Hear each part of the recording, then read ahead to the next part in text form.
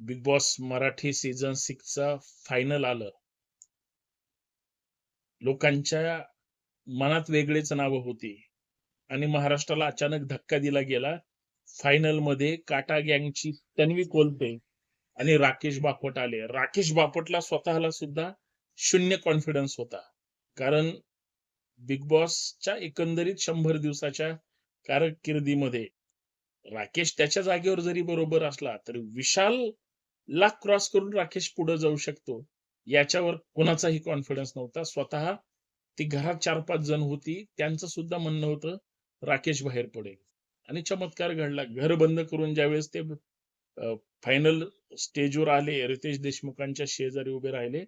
महाराष्ट्राला धड वाटत होतं थोडं, परंतु विशाल बाहेर पडला. विशाल ज्या पद्धतीनं बाहेर पडला, सेफ साइड तन्वीच्या बाजूने गेम गेला.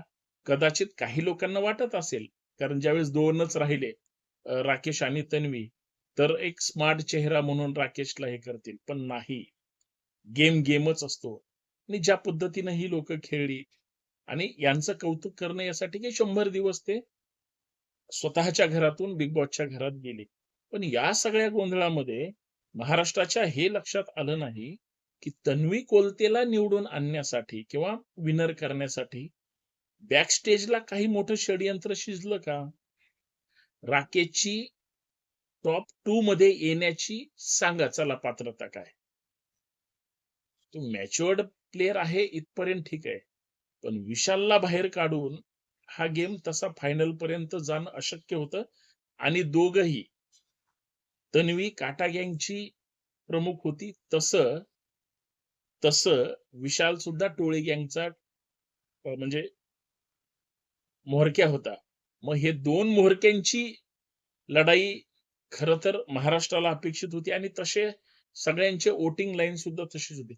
अचानक काय घोडं गंगेत न्हालं, तो विशालच बाजूला पडला आणि अ, राकेशला सुद्धा अनपेक्षित धक्का होता, की तो कसं काय आला? कारण त्याचं ज्यावेळेस तिघांचं कार्ड त्यांच्या पालकांनी पॅरेंट्सनी ज्यावेळेस कोण सेफ आहे आणि कोण डेंजर ह्याच्यात किंवा आउट आहे असं ज्यावेळेस हे होतं, त्यावेळेस राकेश बापटचं नाव आल्यावर राकेश बापटचा चेहरा महाराष्ट्रानं पाहिलाय ना. तो धक्का देणार आहे किंवा धक्का बसवणार आहे. म्हणजे असं जर असेल, तर रितेश देशमुखचं बिचाऱ्याचं काही नसेल. परंतु या लोकांनी जे बिग बॉसचे आहेत, हे सगळं प्री प्लॅन बारीक-सारीक गोष्टी या सगळ्या त्यांनी इतक्या सुंदर पद्धतीनं रचनात्मक गेम बनवतात किंवा टास्क सुद्धा ज्या पद्धतीचे टास्क होते, ते टास्क सुद्धा लाजवाब होते.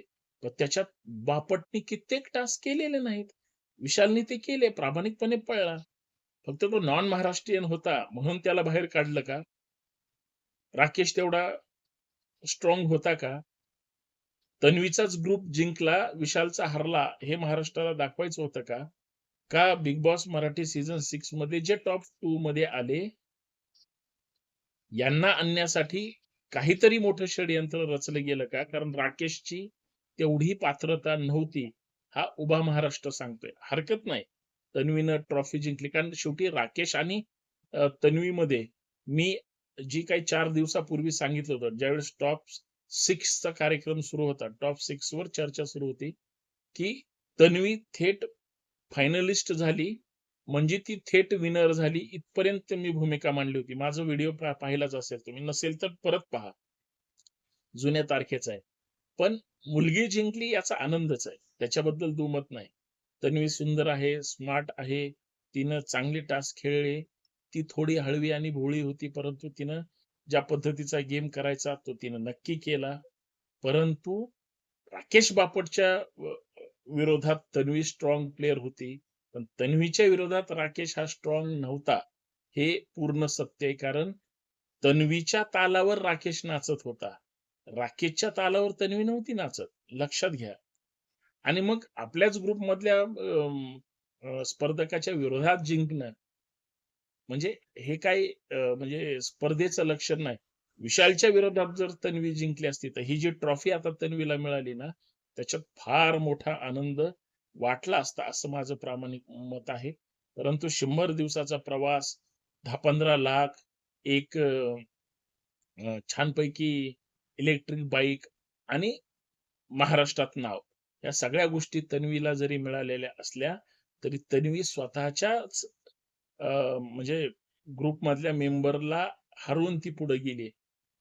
म्हणजे दुश्मनाला हरवून तन्वी जिंकलेली नाही, हे लक्षात ठेवा. दुश्मनाला हरवून तन्वी जिंकलेली नाही. हे बिग बॉस मराठीनं सुद्धा आणि महाराष्ट्रानं लक्षात घेतलं पाहिजे आणि हे माझं या सगळ्या शोच्या बाबतीतलं असलेलं मत आहे. पण मी म्हणजे लिझनर आहे. सगळं पाहतो, ऐकतो आणि मला आवडतं असे वेगळे-वेगळे शो. पण या सगळ्या गोंधळात सत्य कधीच हरलं नाही पाहिजे एवढंच माझं मत आहे. स्पर्धा ही स्पर्धेसारखी झाली पाहिजे. तन्वी कोलते अभिनंदन तमाम महाराष्ट्राच्या वतीनं. शिवाजी व्लॉग चॅनलच्या वतीनं. माझं मत आपल्याला पटलं का? नक्की कमेंट करून सांगा. धन्यवाद.